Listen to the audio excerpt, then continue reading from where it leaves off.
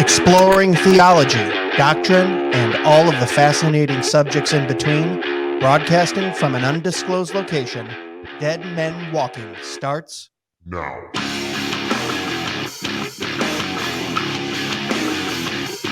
Well, hello, everyone. Welcome back to another episode of Dead Men Walking Podcast. I'm your host, Greg Moore. Thanks for coming along on the ride, guys. Thanks for checking out dmwpodcast.com, where you can support the show. We got some snarky merch over there. You can still get it in time for Christmas if you want to order it. 25% off your entire order, $50 or more. Also, thank you to Jacob Supply. He's a sponsor of the show. Quality building prices at discounted prices. I'm sorry, did I say quality building products at discounted prices? And he ships nationally too. Gets all kind of on steel, on barns, on appliances. Check them out, jacobsupply.com. It'll be linked up to this episode here. We want to support that brother in the Lord. He does a good job. But now that the shameless self-promotion is out of the way, we want to get right into it because we got a special guest. And I know we say that every week, but this is a special guest. He's worked in the broadcasting industry for quite a while. I think he did some stuff with San Jose Sharks. I know he contributed at Turning Point for a little bit. All those different things. It's Jon Root. Jon, how are you, sir? I'm great. Thanks a lot for having me. This is fun. We talked about this when we went at the Fight Laugh Feast conference together, and I'm sure we could cover a little bit of that fun little debacle that led to like some of these connections and everything. But it's good to be here. And I don't know, like you said, I worked in sports media for a long time before I got canceled. So cancel culture hit me. It found me. Jesus found me, and cancel culture found me. That's what I tell people. And it was great working in sports media. Absolute blessing. I played D2 football, so I'll never pretend like I was some major stud. But God blessed me to play D2 football at Azusa Pacific, and I always knew I wanted to go, pro in something other than sports, kind of like those old Enterprise commercials people saw watching sports growing up. And I love the Stuart Scotts growing up. He was just booyah anytime someone watched Sports Center. And that was just like the epitome of sports was, I want to know the highlights. I want to know what's going on. And I want to have some fun and get away from the craziness of the world by watching Sports Center or just be involved in sports in general. So for me, I want to be involved in sports media. And then I was lucky enough to work for the Sharks, the Golden State Warriors organization, specifically working with their G League team. And I did some stuff with NBC Sports, the major sports broadcaster out there in the Bay Area. That's where I was born.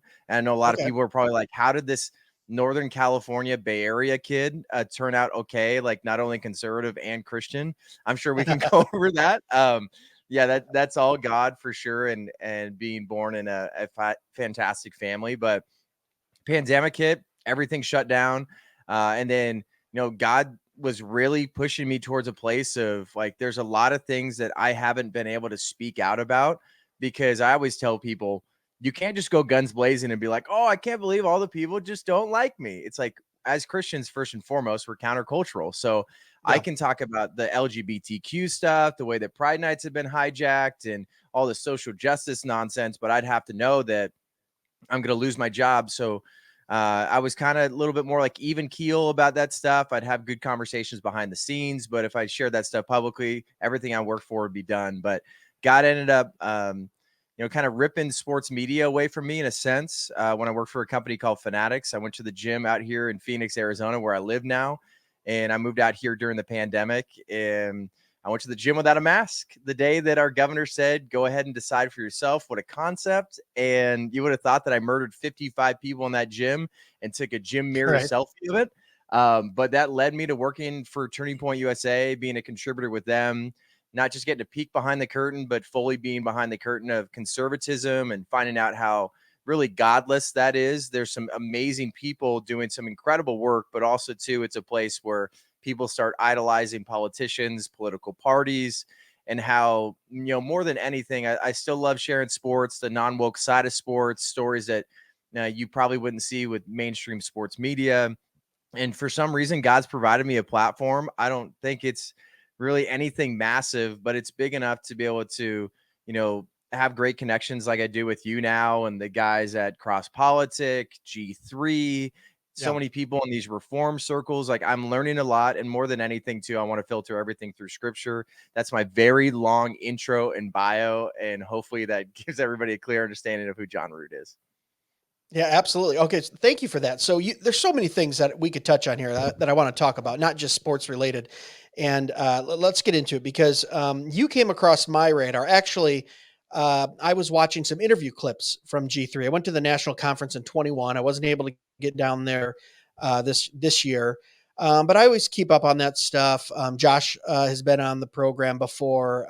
The Let's Just Thinking guys, Daryl and Virgil, love those guys. Have conversations with Owen back and forth. So I keep tabs on that and just wanted to see what was going on. James White's been on, and I know he spoke there. So wanted to see what was going on. And I saw you interviewing a couple guys. I think it was Owen at the time, and I didn't really know who you were. And I watched the clip and didn't think anything of it, except, man, they got a good looking guy, good looking kid down there doing these interviews, man. Like, you look at sharp, dress sharp, look good. And then, like a day or two later, Sweatshirt Gate breaks open with my friend AD Robles, who said, "What the heck is this guy?" Basically made something to what you were wearing, which that's what AD does. Whatever, it is what it is. I don't know if it was necessarily uh, a personal attack. I think it was, hey, he's got some qualms with some of the G3 guys. I'm friends with Cross Politic. I'm friends with G3. I'm kind of caught in the middle of the dang thing. I just want us all to advance the kingdom of God by preaching the gospel and one of repentance and true Christ. But with that being said, I went, wait a minute, that's the guy that I just saw for the first time 2 days ago on an interview, because you were doing, I think, some of the interviews down there. And that kind of led me into following you on Twitter, seeing what you're posting, what you're talking about. And I went, man, this guy goes hard on Twitter. I mean, he doesn't, from what it was kind of framed by some of the guys, like, oh, he might be this kind of soft, kind of squishy, jellyfish, just down there appeasing G3. And then I was looking at your social media and I was like, oh, this is one of my bros, dude. No, he takes some really hard stances. He's, you're not mean about it, but you're very upfront about what the word of God says. And that's kind of where I started following you and kind of learning about you. So, I've only known of you probably for the last 4, 5, 6 months. But it has blossom into something. I'm glad that we are at least online friends and I can see your content because I think it's great. And we talked a little bit at Fight Laugh Feast, but tell me about what you thought when that whole thing went down with and to be clear for those listening that don't know, I think it was because something similar to what you're wearing today, right? He didn't like the sweatshirt, hoodie blazer combo. Which in my younger days, I rock, dude. I love that. I think it's a great combo of classic and casual. Like, let's go, Yep. And that's the thing for me is, like, I can't pretend I'm a tough guy. Like, I'm a tall, blonde haired, very white, goofy looking guy. And right now I'm drinking a smoothie. So, like, I'm not going to pretend like I'm some sort of alpha male over here. But I know, especially with a lot of the Christian nationalist conversation, I think it's led to, quite frankly, and I'm not like throwing anybody specifically under the bus, but I think there's a lot of vitriol and there's a lot of, I'm not saying that, everybody on this side is doing it well and everybody on that side is not doing it well. Like, just like you said, we want to come together as Christians, and no doubt everybody wants this to be a God honoring nation. Obviously, the way that we go about that can be drastically different, and the way that we have discourse online sometimes just doesn't lead to fruitful conversation. But I was blessed enough to get connected with Virgil Walker just a little over a year ago, and he's been a great mentor of mine, a great friend. He's just an awesome human being that loves the Lord so well. And I think he's been a great hire for G3. And he asked me to be the host of the live stream for their national conference. And I was super humbled and very thankful because, I mean, I just got to continue to be open and honest. Like, I don't have a seminary degree. And, I'm someone that is just really studying the word. I'm going through discipleship with my pastor. I got great mentors, and I know I'm connected with the Apologia guys out here. I'm connected with Costi Hinn out here in Phoenix. Like, I'm learning a lot. So I'm never going to position myself as, hey, Jon Root is the authority figure of, some sort of heavy theological topic. Sure, I have plenty of my thoughts, but what I saw here and what I've done continually throughout my career is, first and foremost, before we got to Hoodie Blazer Gate, is Owen Strachan said some stuff that really irks some people. And some people saw it as straw man arguments. Some people saw it as throwing shade without it being at somebody specifically. So I saw me in my position as a person that said, I am reading everything online and I know the questions that need to be asked and the answers that everybody is desperately searching for, because I know Owen's not going to sit down with uh, people more on the Christian nationalist side like AD. I don't see that happening. Right. Um, and is that necessarily because of AD? No, that might be more people like connected in his circle. I don't know. I can't speak for Owen. I can't speak for AD, but in general, I wanted it to be extremely helpful for everybody, no matter what side of the Christian nationalist conversation you're at.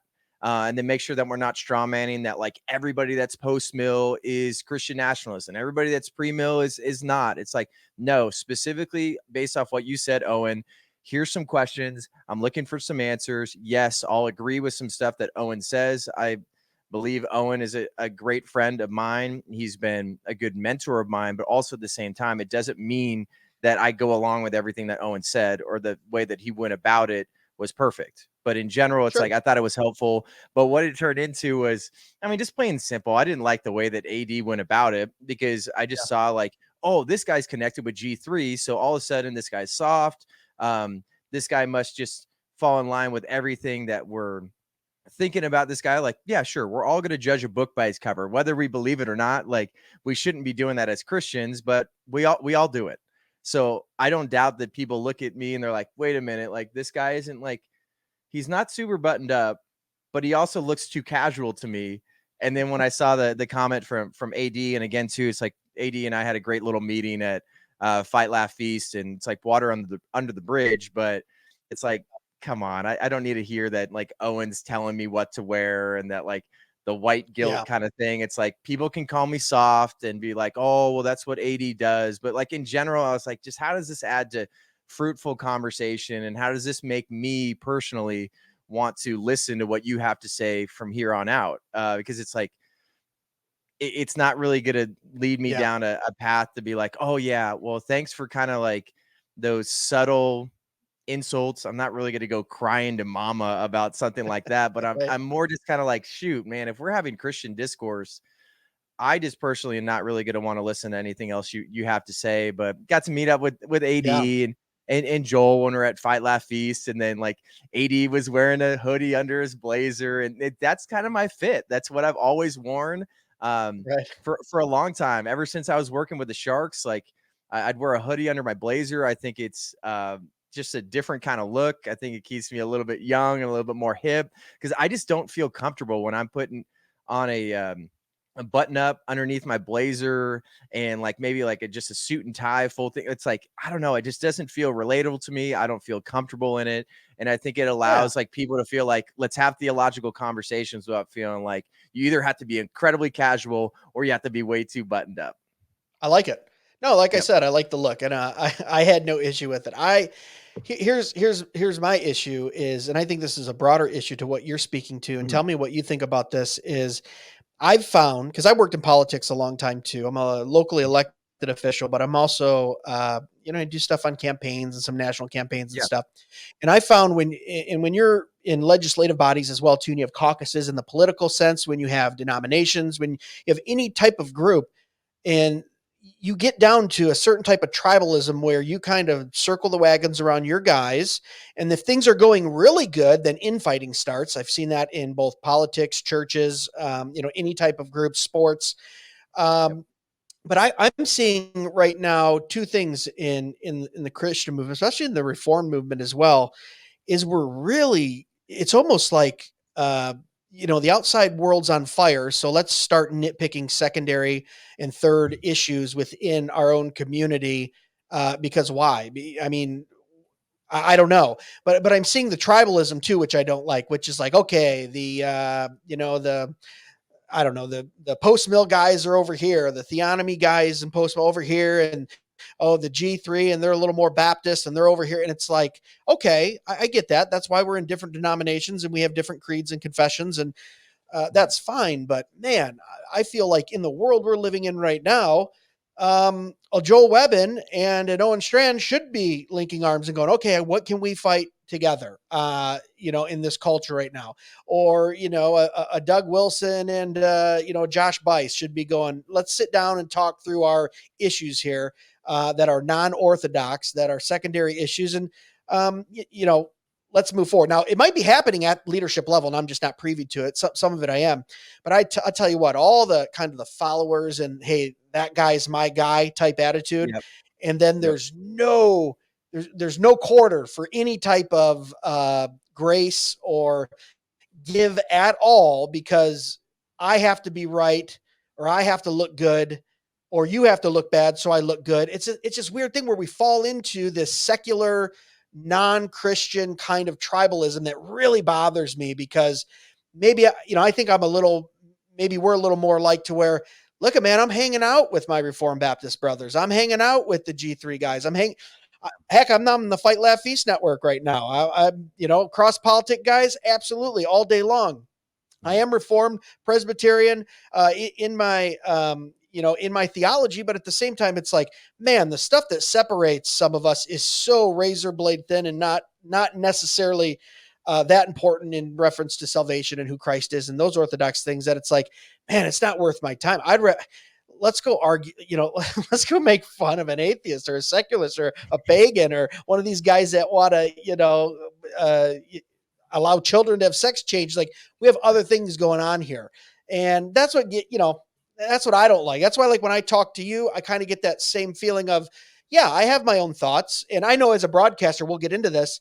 Sometimes it's not your job to have an opinion on something when you're a professional interviewer, broadcaster, trying to bring minds together, put out a production, which I think, man, it feels like there's no grace for that either. Of, look at whatever happened to someone being in the room and allowing 2 or 3 or 4 people to talk, and the person who is controlling or moderating that, or that interview or debate or whatever, doesn't necessarily have to have a hard take. That's not their position or lane. Their position or lane is to make sure that whole production, that discussion goes where it should go. The questions that need to be asked are asked. And that's kind of what I was feeling with you when I saw some of your work, and I appreciated that. I don't know. That's a lot to bite on there. But do you have any comments on kind of that tribalism, and then also letting people play their roles when it comes to broadcast? Yeah, a couple different things there. I mean, first and foremost, a lot of people believe that Twitter is almost real life, that if we have some sort of discussion about this, it needs to be almost debate like, and it needs to be lively, and there needs to be bombs dropped. And for me, as you said, like, yeah, as a broadcaster, I'm representing G3. So also too, like, I'm not saying that I'm muzzled, but I have enough respect for G3 to know that, hey, I'm going to position myself, whether I'm working for G3 or I was in the same position for like Fight Laugh Feast or anybody else, like, I'm in the position to ask questions. This is not the soapbox moment for Jon Root or trying to just make some sort of clickbait. And I'm not saying that everybody does that, but what happens within this tribalism is, like you said, it's a terrible witness to people that aren't Christian. So they're like, what the heck? Like, I already wasn't really much of a fan of Christians. They might, we have the atheists out there or the secularists or whatever it may be. And they're kind of like, I already saw these people as kind of like angry, hard-headed. And it doesn't even seem like they get along within seemingly their own family. Cause a lot of people, they don't know denominationalism. Like, they don't understand the difference between a Baptist and a Presbyterian. And they're like, well, what are they even talking about here? And why are they fighting? I don't understand these words. Like, some of these secondary issues, sure, we can debate them until Jesus comes back, and that's fine. But that comes down to agreeing to disagree. We just don't see that in society much anymore. And we're not really seeing it within these Christian circles. So, and then I'm also seeing hints of almost like we see in the word, like, Jesus, who is the greatest? Like, we're almost putting ourselves in these positions to be like, no, like, I almost want to prove a point about my eschatology or about some of these like secondary issues. And I don't know, an aspect of like baptism or something like that. Like, I really want to prove that I am right, or the person that I follow very heavily theologically is right.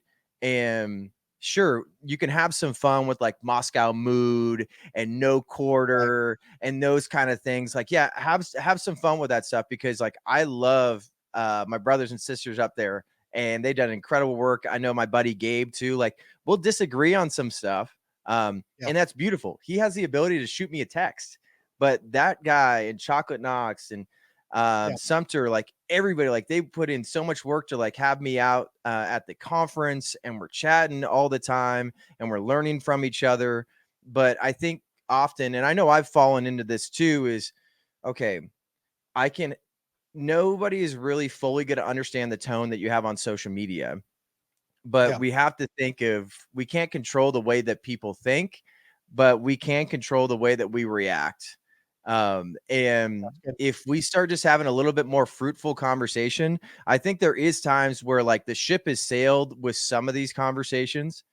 Hopefully, God does a work in everybody's hearts. And I know there's plenty of conversations going on behind the scenes, but especially when it comes to the followers of some of these like social media accounts, these influencers, theologians, apologists, pastors, it starts to get to a point where they're like, well, I don't even know how this is going to be fruitful in the first place. And then also too, you can't just drop a bomb on me, have all your followers go after me, and then be like, you know what, we should sit down and talk about it.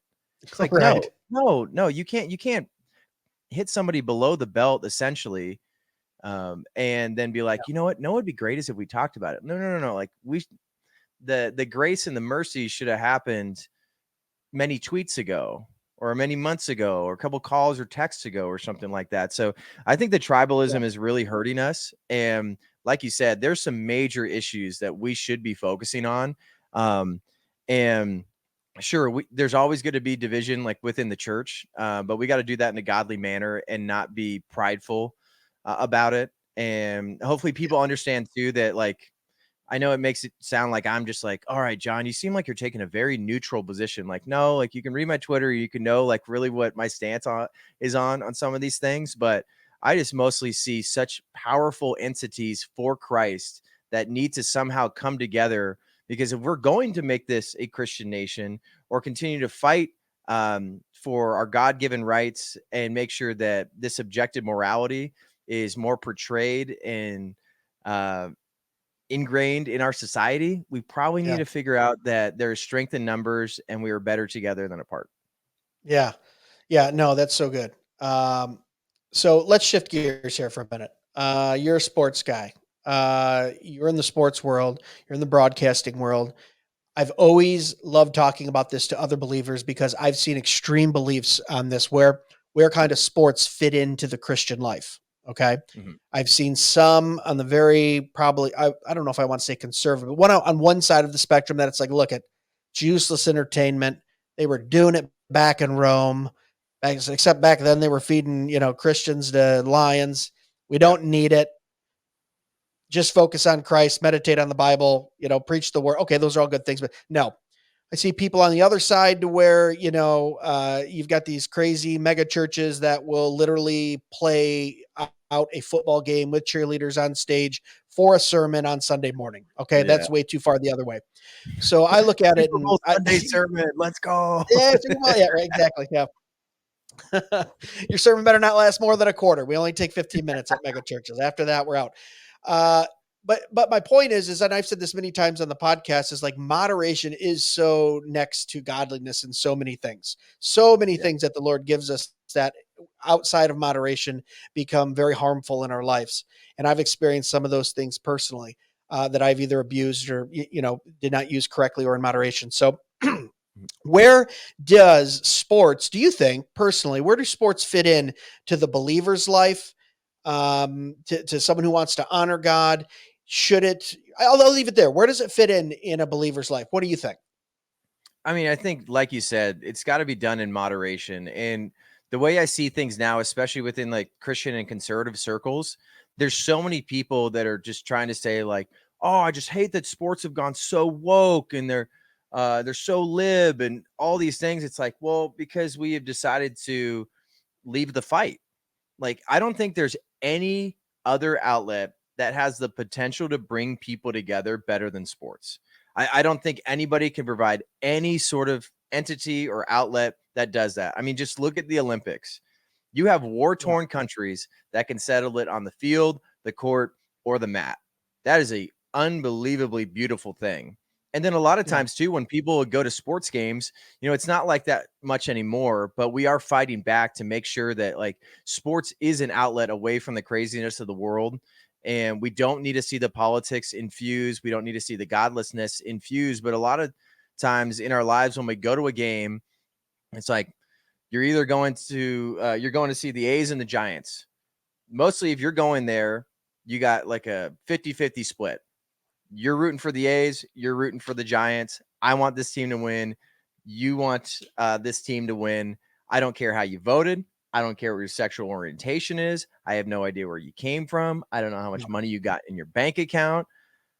We're just there to cheer on competition. And that's it. And it's all about meritocracy. So I think the things that you learn in sports, and especially the way that not only the left is trying to hijack professional sports, but youth sports. These kids should not have to worry about social justice. They shouldn't have to worry about this whole like DEI nonsense. Sports is about meritocracy. Over the last 20 years, it's been one starting white cornerback in the NFL. I don't care what color you are. Right. I want the best player on the Atlanta Falcons. That's it. Right. Like, I could care less. They're black, white, purple, yellow, green, whatever. But I think when we start instilling some of the things that we learn in sports, like discipline, teamwork, sacrifice, like those kind of things have helped make me the man that I am today. And I feel like a lot of these things that we can learn in sports, I mean, we even see in the Christian life, what are we supposed to do? Run the race. Yeah.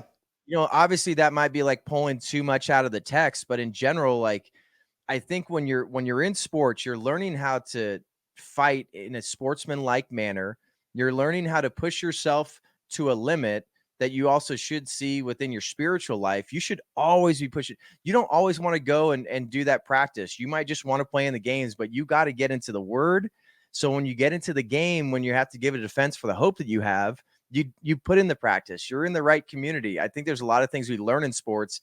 And sports, if we completely take ourselves away, it's going to be unrecognizable, and it's going to be so godless. It's going to be so leftist. And we're seeing differences being made, just like what's going on in the NHL. They're no longer wearing pride jerseys in warmups. Yes, that means they're no longer wearing military jerseys or any sort of specialty jerseys, but they're realizing that this is not only a distraction, but there is an aspect of people fighting back to say, like, this is godlessness. And this that was basically like one guy, right? Stood up and was like, no, I'm good. So, and then it was like, multiple. So Ivan Provorov from the Flyers, Stahl brothers from the Panthers, and then James Reimer from the Sharks. And I think there might have been somebody else, but there's multiple players that stood up. And then also too, there's a lot of influence that fans have. If you don't like the direction they're going, you can easily hit up the commissioner's office, the top dogs in these leagues. You can stop buying NBA League Pass. You can stop buying jerseys, season tickets, single game tickets, and you can make your voice heard and you can make a huge difference. And I think we're starting to see some of that, but I love sports. And as long as you don't make it an idol, you're not letting it take away from your family, your community, getting into the word. And if it's not glorifying to God, and you just want to watch the Monday Night Football game and it's taken away from hanging out with your kids or fellowshipping with friends, you can do both at the same time. But that's why I think I love sports. Yeah. Oh no, I'm definitely tracking with you. There's a lot of good, godly, biblical principles that are incorporated in sports too, right? I would even say some proverb-esque kind of wisdom in sports with team building, discipline, all that kind of stuff, which leads me to kind of what I want to talk to next, but you touched on it. So do you believe, are we at the tipping point to where sports has become too political? It seems like we always have some type of activism going on in every game. The NFL has 3 or 4 different things almost every game. It feels like you see it in the NBA on the court. They're painting certain things and doing, and it feels like, this is a 2-parter though, because it feels like we really pushed it over the last 5 years. But I also feel like there's starting to be like a little bit of a pushback and ease on that, just in the fact that in the NFL this year, I've never seen so many star players after interviews, like literally preaching the word before they start their interview. Like it's insane. Like I live in Michigan. My son is 9. He started playing football 3 years ago. When he got into it, he became Ohio State fan. Broke my heart, right? I'm U of M. He's Ohio State. It is what it is. No. But at the time, You're supposed to lead them in the way that they should go, I Greg. know, right? They've been beating up on us for 10 years. We've got them the last 3 years. But the point is he loves CJ Stroud, right? And then you Yeah. watch him in the NFL, and this guy's just out here I want to give all glory to God. Oh, yeah, that was a good catch. I mean, some of these guys are going on for 30, 45 seconds and really using some language where my ears go, okay, that's not a surface level, like I'm accepting my Grammy and thanking God. This is like there's a faith there. And I've seen this a lot in the NFL. I've seen a little bit more in the NBA. And I'm going, okay, so the Lord is working through because people are watching that. You know what I mean? People are listening to it. Some people look up to those athletes in probably an idol-esque way and then go, okay, well, what is this guy talking? I mean, the Lord can use CJ Stroud just as much as he can use anyone else in anything we're doing. So I have a little bit of hope too, where I'm starting to see, we heard about the Russell Wilsons and stuff even 10 years ago. He was leading his team in Bible studies and stuff like that when he's on the Seahawks. That's good. I'm saying it's almost becoming a little more open to where it's like, okay, you want to talk about, cancer survivors and trans rights and homosexuality and all this other stuff that these sports teams and players are pushing, well, then the other players that are believers are like, cool, well, then I can talk about my faith. And it's kind of this weird double-edged sword to where I feel like I'm starting to see some, I don't want to say pushback, but starting to see, okay, look at if you want to talk about love is love, well, I'm going to talk about, glorifying Christ every time I touch the football. And it's like, that's interesting too, to where, I mean, are you seeing that kind of dynamic in sports where it's open up across the board? And two, do you believe it's become too political? Should we take some of that stuff out? Yeah, before I get to is it too political, the simple answer is yes. But what you're seeing now, like you said, is I mean, even if people watch the Bengals against the Jaguars, Trevor Lawrence, solid Christian, he's Yeah. become a great QB in the NFL, but he ended up hurting his ankle, and the defensive end, I'm going blank on his name. I'm sorry, I don't remember his name. But he tried to help up Trevor Yeah, I saw this. Lawrence. Yeah. I think I saw it And on your feed. yeah. And Yeah. like I try to share that stuff on my platform quite a bit.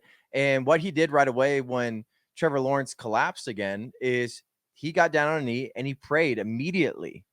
And like that is just such a beautiful testimony. And then Yeah. also you see things that are a little bit more like on the nose. Someone like CJ Stroud, so many people can talk about God. They can have Yeah. their own understanding of like God can mean a zillion different things to a zillion different people. Sure. Even someone like LeBron James will bring up God. Yeah. But like, does he mean big G God? Does he mean the God of the Bible? Like based on his fruit, I would say 99.9999% sure it's not the God of the Bible. But CJ Right. Stroud, he's saying my Lord and Savior Jesus Christ.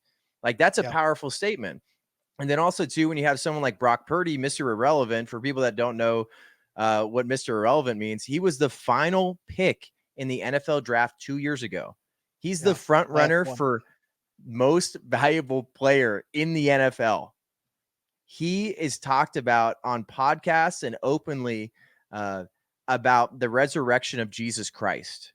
Like Yeah. those kind of things are not just like, man, I just thank God for all the blessings. I'm so glad I just signed this 3-year, $475 billion contract. Like, of course, you're going to be thanking God for that Sure. blessing. But to see guys like even when they have struggles in some games, but they had a big drive at the end. They're giving all glory to God in the good and the bad. And that's what you want to see for kids like yours and everybody else that knows how woke sports have gone. Because getting back to that, sports have become way too political. So you get to a point where like, oh man, like, do I even want my kid watching this broadcast? Right. But when you have someone like CJ Stroud that is going to say, I'm giving all glory and power and authority to Jesus Christ. I thank him for the blessings. I thank him for the struggles.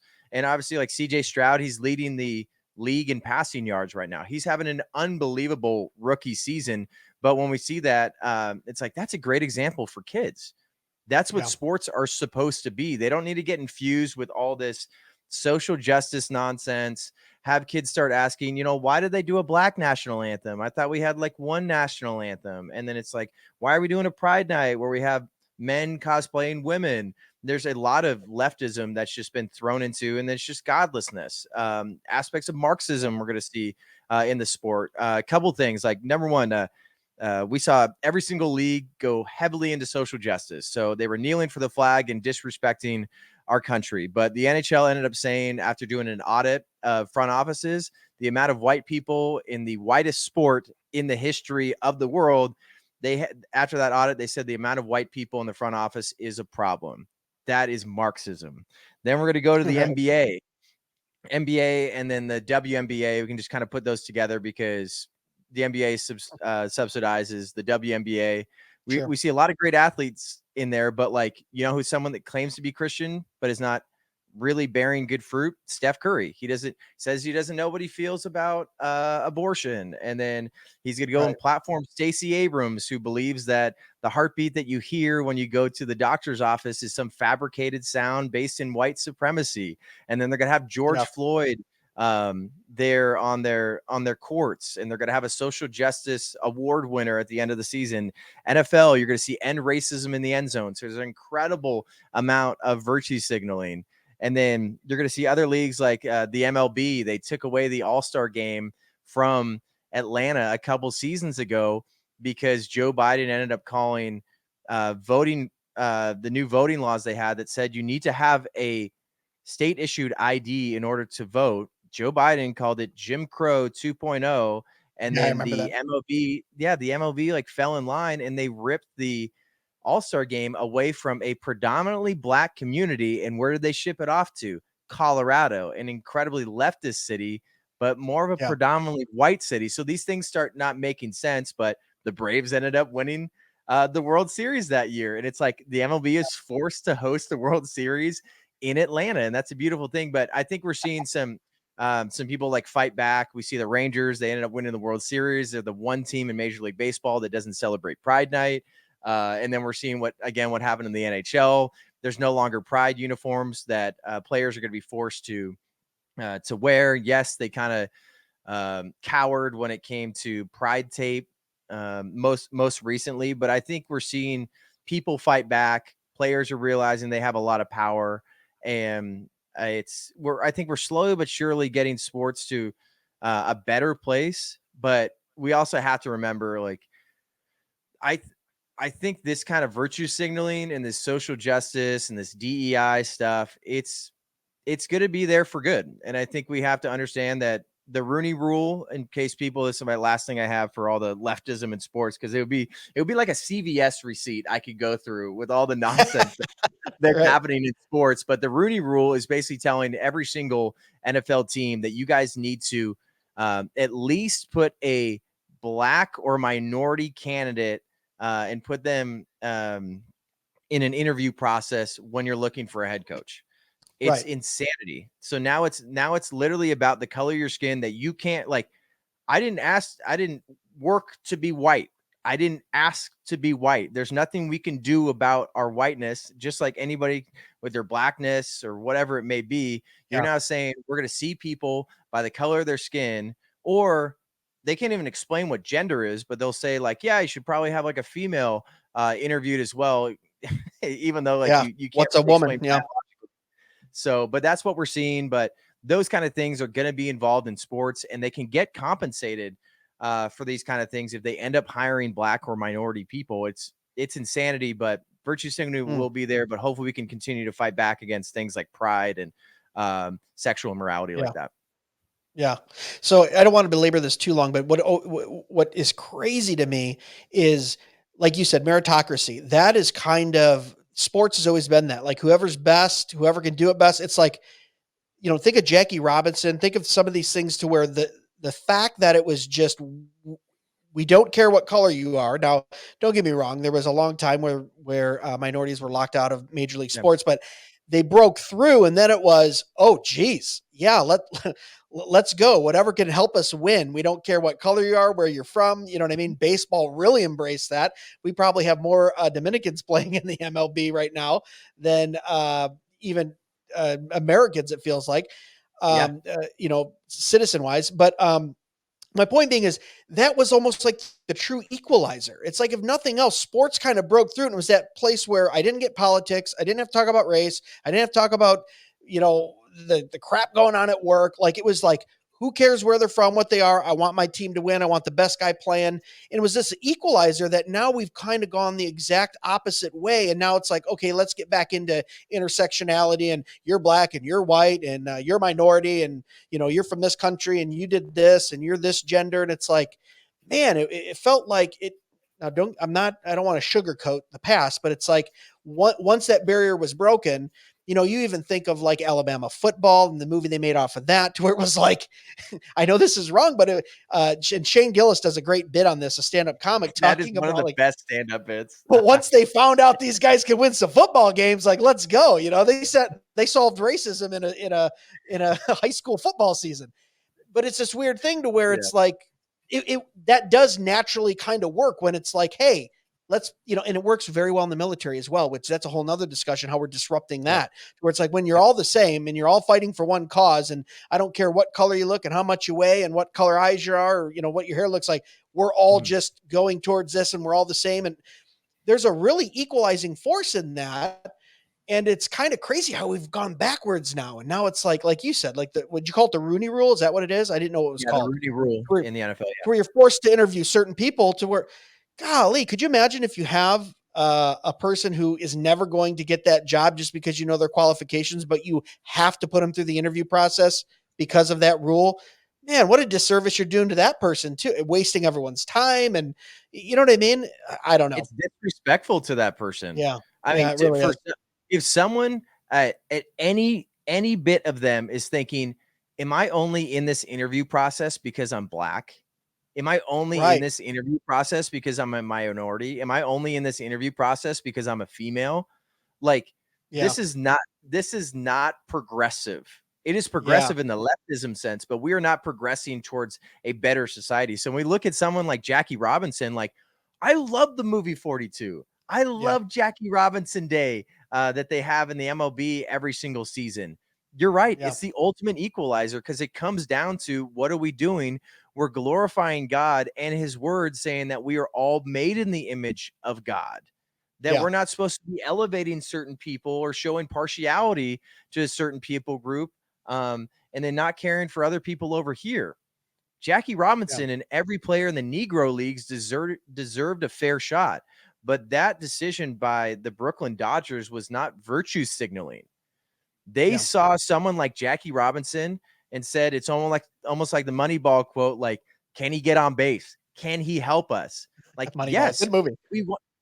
We want to win games, and we want the best players to be on the field. And that's the thing that's such a bummer to see leagues continue to. I got a couple of things off this one. Is like, number one is, you see the NFL specifically, they're like, wow, look at the amount of black quarterbacks we have.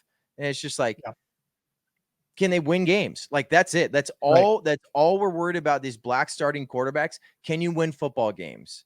And then number two, we're seeing that another issue in sports is biological men transitioning to women, cosplaying women like Will Thomas, and taking women's opportunities, taking women's trophies, taking awards, and ruining the record books. And they are considering someone like Will Thomas a trailblazer like Jackie Robinson. Like, I was out there at the women's swimming championships, and seeing that, I'm like, I cannot believe that people are trying to compare the two things, because, again, just like interviewing a black person for an NFL coaching job just because they're black is incredibly insulting. It's also insulting to the legacy of Jackie Robinson and all the work that he did if someone like Will Thomas is being compared to him. Like, That is nonsensical. It's not trailblazing. It's regressive. And I think hopefully people continue to speak out about it, because all the left is doing is they're starting to like eat themselves a little bit. But we're seeing other broadcasters that have pretty prominent platforms, like Sage Steele, that are speaking out against this stuff. She used to work at ESPN, and it's like, this is nonsense. Like, I'm going to support Riley Gaines over here and say, like, we need to protect women's sports. These women need to make sure that they have a level playing field, in the sense of they have biological females competing with them. That's it. Yeah. No, that's so good. Okay, so let's talk about this new podcast, because you didn't even really know what we were going to talk about too much here today. And obviously, as people can hear and see, I mean, you're very knowledgeable, you know your sports, and you can obviously carry on a conversation very intelligently. So I heard that you were starting a new podcast. I don't know when it's going to launch, but tell us the idea and when you think that's going to come out, and what it's going to be about.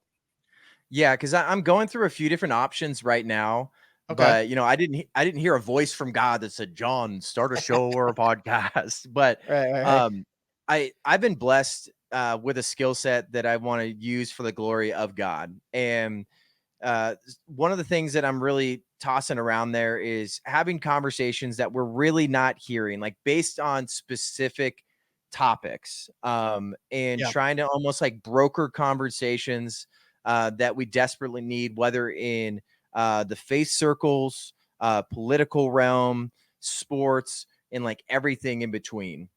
There's Yeah. plenty of times too where I see things like there's such a huge Catholic influence within conservatism. How can Yeah. we have a legit conversation with some prominent people to make sure here is the truth, not a debate, but let's dive into these kind of things. There's aspects of like providing an outlet for hopefully, like athletes or other prominent sports broadcasters to say like, hey, you covered a few of these little things in tweets online, but let's have a full on good conversation about something you've been afraid to share since working in broadcast sports media. So I'm tossing that around a little bit, and it's probably would be something that would be like once a month. But Yeah. there's constant, especially too when I even think of something like the Christian nationalism conversation. So how can we, if certain prominent figures are not going to sit down with each other, how do I do kind of something similar to what happened with Owen? It's like, here's the questions that are being asked, Yeah. and here's how we can get some clear answers, and then allow people to speak for themselves, and then run with it. So that's what I'm thinking, a little bit more something that would, I don't know if that turns into maybe we're doing it something like this where it's virtual, or I want to Right. do something that's, just fairly topical, a little bit more evergreen, but still to the point, and, go to a specific location and set it up. So I'm still kind of in the early stages, but I know kind of like that tweet was, I'm putting it out there. I've been talking to multiple people about on the production side, and Yeah. others about how to go about these things. And I was like, this is just going to kind of keep my feet to the fire. And I know something I'm definitely thinking about more is I was in the crosshairs of the Chosen controversy where they had the pride flag on set, Yeah. Yeah. and the Chosen social media account, the official social media account, responded to me directly. And then I even know that like kind of like Dallas Jenkins subtweeted me and some other posts, and then I got called homophobic and hateful and a bad Christian. But season four of the show is coming out, and I think of something like there's some really prominent people that have spoken out against the Chosen, Yeah. and maybe just provide it in a way that's just like a loving warning. And our main focus would be like, um, here's some of the problems, and then filter everything through scripture. Don't go and not watch that show just because John said so. It's like, no, if this doesn't align biblically and what you believe that we're presenting to you, convicts you enough to be like, you know what, I think this is leading me down a path of, this is portraying a different Jesus. There's aspects of Mariology in there. there's aspects of, a lack of the sovereignty of God. You can get into like the second commandment thing. I know like Vodi Bakum has said that, where it's like, I just can't get into it because of that specifically. Like we can have that conversation too. But I think a lot of it comes down to there's conversations that aren't happening. Too many of us are talking past each other. And how can it be something that is entertaining, uplifting, and challenging in a way that's hopefully going to be something that people want to watch or listen to once a month. Yeah. So what's our timeline on that? Do you have any public timeline on when you think that's going to start episodes start dropping or no? So what Maybe I'm next year? thinking is, it's going to be, I would imagine it's probably getting more like middle of next year. Okay. That's probably what I'd like to do, because I'm getting married early this next Congratulations. year. And thank you. I know I found someone silly enough to say, you know what, John? Let's I'll do hang it. out with you the rest of your life till death do us part. Sarah's a beautiful soul, and she's amazing inside and out. But I know with leading up to the wedding, I don't really want to, bite No, off it's more than I can do. yeah, it's not going to be. Oh, we can't get married in June. That's when the first episode drops, honey. Sorry, honey. Like I just got a massive fish. I threw the line out there, honey. It's like, we can figure this out, right? Like, let's talk to the Yeah. venue. It's no, Yeah. I don't want to get on Sarah's bad side before she even says I do. I don't want her to have to Right. question that. Well, congratulations on that, being engaged too, man. Thank you. Marriage is a good thing. Finding a wife is a blessing from the Lord. And we'll be watching for the podcast. We'll be watching the Twitter X feed and stuff too. We know when it comes out. We'll make sure we promote it here too so people can take a listen. All right, let's put bookends on this, finish this up. You want to stick around and play Fresh 10 with us? That's where we ask our guests 10 fresh questions, rapid fire. They don't know what they are, but it allows you to endear yourself to the audience and the audience to get to know you a little bit more. You want to go?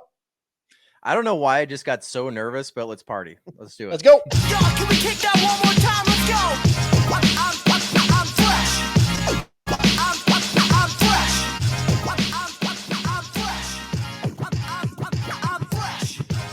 All right, 10 fresh questions with Jon Root. Let's get going with question number 1 here. What city and state did you grow up in, and how did that affect your childhood? So I was born in Walnut Creek, California. That's in the San Francisco Bay Area. And it definitely affected the way that I see the rest of the country, I guess, when I'm stuck in a very liberalized city. But I turned out okay. Turned out okay. Very good. Question number 2. What's your favorite funny story to tell people? Let's say you're in a social situation. Maybe people are telling jokes or a little intro story or something to tell about yourself. What's a go-to that you go, you want to know what? This one always gets them. You got one? Yeah.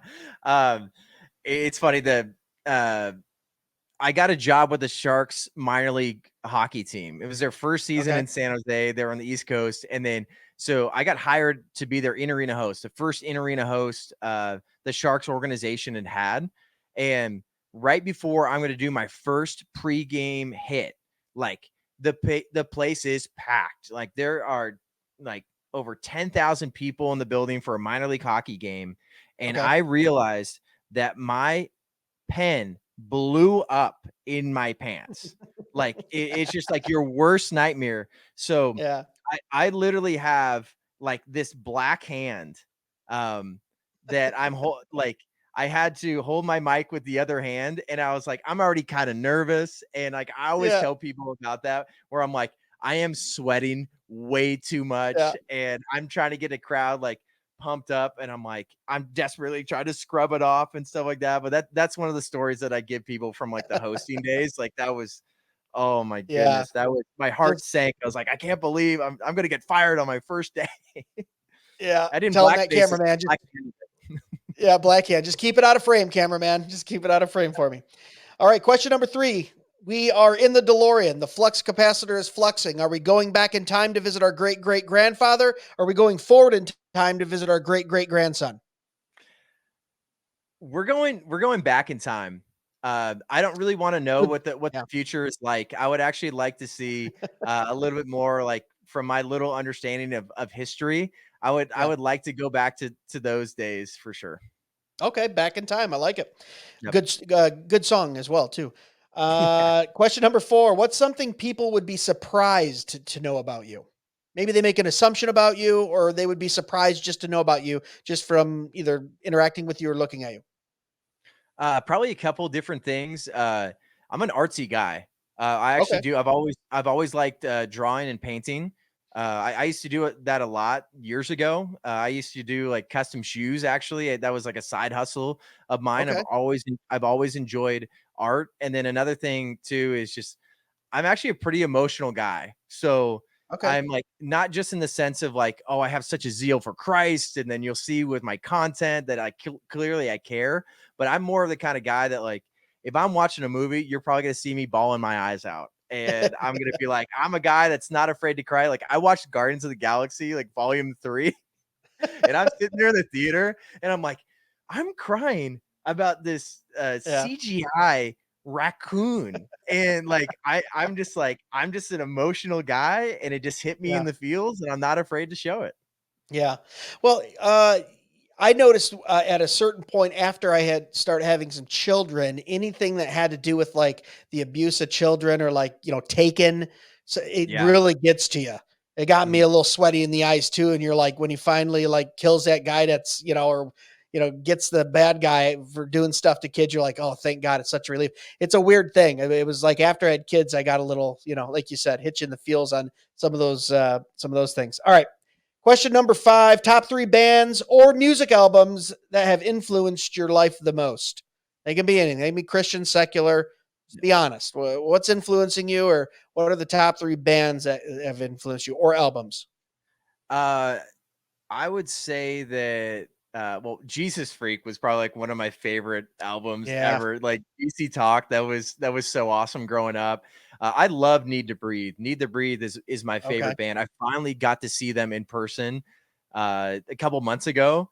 Yeah. Thanks to Sarah, my fiance, getting me a ticket for that. That was amazing. And then I mean, I've always really enjoyed John Mayer. To Yeah. I I think like he's just an incredible musician, and I mean, I've gotten to see him like 3 times in concert now, and it's one of those where like he puts on a great show, Yeah. and it's a lot of fun. And it's one of those I've never felt like it's ever been like a political show either. Like I no doubt I'd probably like disagree with aspects of his politics or something like that, but I'm like I love that I'm able to go and enjoy someone that has an incredible voice, and they've done so many different kinds of genres with their albums. Yeah. And I go to a show and I'm like, I would recommend this to absolutely anybody. Yeah. Phenomenal guitar player for sure. Yep. Question number 6, moving right along. Favorite thing to do when you just want to relax? Man, it would have to be either just watching a sports game, which also I'd have to admit might not be relaxing if I have a fantasy football player or a bet on that game. So maybe we'll axe Right. that. Um, I really geek out on Lord of the Rings. There's an Yeah. amazing either I'll just watch the extended editions, um, which also might not be that relaxing. I'll admit, but there's a YouTube channel called Nerd of the Rings. I can't remember the guy that does it, but oh man, I just geek out over things like, oh, what if Gandalf took the ring and here's what it would have looked like. And I'm like, there's been times I've had days where I'm like, I'm just gonna Uh, relax and I'm gonna binge watch Nerd of the Rings. It's amazing. Dude, hey, you ain't lying though. That's good stuff. We're a Lord of the Rings family over here too. We'll go through Hobbit, then to Lord of the Rings. It'll be like a 3-day, binge fest. All right, question number 7. What do people misunderstand about you the most? What's something that they may assume about you, or just misunderstand about maybe you, your personality, or something? You go, no, that's not true. It's just kind of kind of the reputation I have, but it's not true. That's a good question. I mean, especially too when I'm in the content creation game, there's so many times I'll share something that is so rooted in biblical truth. Somebody's just going to call me like hateful. Yeah, Um, I that's a big think one. the probably the biggest misconception is probably a couple things. Is probably just number one is that especially when I've spoken on college campuses, that I'm unloving, that somehow when I share the Yep. truth, and I believe that I'm not out there, I'm not like a Westboro Baptist kind of person. I'm not like picketing. I'm not like beating people down with the word, but like I'm going to give the truth. And some people will see that as unloving or, just not the right way to go about things. Yeah. Because a lot of times people just don't like, being involved in conflict, and I'm involved in Yeah. conflict quite a bit. So that gets Yeah. people squirmy. And then probably number two on the political side, it would be, people unfortunately thinking that like I fall along with like the Trump train, and that like Right. everything like Okay. Trump would say, I'm on board with. But probably out of any Christian conservative content creator, I'm probably going to be the one calling out his nonsense more than anybody, but still saying voted for the guy twice. Right. Right. But Right. leading into this next election, let's make sure we hold people to a biblical standard, but also knowing that like I'm not holding him to some sort of elevated Christian standard, that he doesn't platform that he doesn't deserve, or pedestal that he doesn't deserve. Yeah. No, I agree on the big meanie one, because we've co-opted, the culture has co-opted the word love to mean approval instead of truth. Yep. So it's a weird thing to where if you don't absolutely approve of someone, then you don't love them, which is not true. All right. Question number 8. If you could sit down for a cup of coffee with any historical figure, who would it be and why? Outside of Christ. Can't be Christ. Everyone would say that maybe. So outside of that, who are you sitting down with having a cup of coffee with for about an hour? Dead or alive? Man, um, yeah, because obviously, if we're just going to go like the biblical route, it's hard to pass up someone like Paul. Um, Yeah. and It's a pretty popular answer. Yeah, I mean that's going to be one of the most popular answers, and I think something too. It would be a lot of just I would geek out like if I could have anybody like on a podcast, like to be able to like sit down with Paul and like Yeah. I'm not going to have any real like, oh, here's Jon Root's opinion. Oh my goodness, like just what a like filled with the Holy Spirit, Yeah. and martyred for Christ. Like I just can't imagine that kind of stuff. Like we can hear a lot of mean comments, but like I Yeah. could never imagine what he went through. But if I didn't go biblical figure, it'd most likely be John Wooden. Oh, okay. Yeah, that's Yeah, good. All right, 2 more. Question number 9. What's a movie you've watched multiple times? Lord of the Doesn't Rings. necessarily have to be your favorite, but one you've watched multiple times. Would you say Lord of the Rings? Lord of the Rings, Gladiator, Okay. Airplane, Father of the Yeah. Bride. Yeah, those are all in. And then Moneyball, Wow, I've those watched a are zillion all times. Yeah. right. Yeah, those are all good movies. All right, well, last one for Fresh 10. What is a book outside of the Bible that everyone should just take a look at, should read, and, take a look at and open up? If it's still along the Christian route, let me get this one and hopefully it doesn't fall. Mere Christianity by C.S. Lewis. There it Can we is. kick that one more Absolutely. time? Let's go. I'm fresh. I'm fresh. I'm fresh. I cut you off with the outro music, but yeah, Mere Christianity is almost like enough said. It's one of my favorite books. I'm so glad you pulled that. But why do you like it?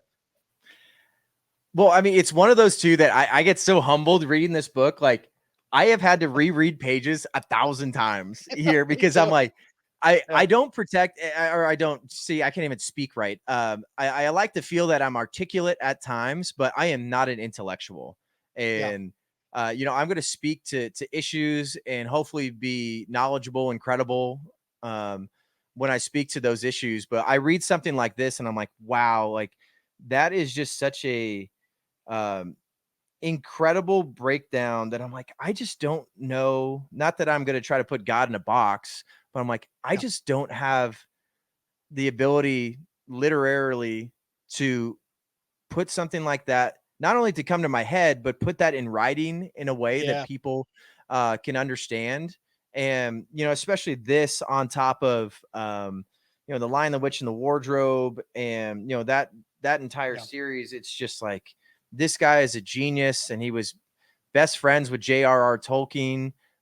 So like, obviously I'm just going to like really enjoy the stuff that he puts out there. And then if I didn't choose something that, was on the nose Christian. No other book have I read more than The Phantom Toll Booth. It's a children's book, but Okay. if people haven't heard of it, it's just the allegory and analogies used in that book. I just like geek out on it. It's fun to just kind of get away and feel like I can read a children's book and feel like, wow, this is fairly profound. Awesome. Yeah. And no one really used analogies quite like C.S. Lewis. especially talking about faith and Christianity, things like that. All right, Jon, we're going to link it all up, but throw it out there for the people. Where can they find you at on social media if they want to follow? Yeah, I'm most active on Instagram and Twitter currently. It's at Johnny Root _ JONNYROOT. I also have a YouTube channel. It's at Jon Root, JONROOT. You're mostly going to see a lot of shorts there, but I have things from like faith, sports, culture, a lot of different like really hot topics, hopefully with a good biblical breakdown. Yeah. Thank you so much for coming on, man, and spending some time with us, getting to know you. I really appreciate it. Yeah, you're the man, bro. Thank you. Same there. Guys, thanks so much for listening to another episode of Dead Men Walking Podcast. We appreciate you guys following everywhere on social media, Dead Men Walking Podcast, except for Twitter. They didn't give us that. Real DMW Podcast. You can follow us there. Check us out at dmwpodcast.com for any merch or to get to know us a little bit more. Leave a comment, leave a voicemail, give us show ideas. We love it all, guys. As always, remember the chief end of man is to glorify God and enjoy him forever. God bless. Be sure to check us out at dmwpodcast.com where you can purchase the best and snarkiest merch on the internet, support the show, and leave us a review or message. Dead Men Walking can be found on Facebook, Instagram, and YouTube at Dead Men Walking Podcast and on Twitter X at Real DMW Podcast. The Dead Men Walking Podcast is part of the Fight Laugh Feast Network. For exclusive show content, be sure to download the Pub TV app and become a member. If you're a business that needs to reach hundreds of thousands of potential customers in your demographic, podcast advertising might be for you. Send all inquiries to deadmenwalkingpodcast@gmail.com. None your biscuit.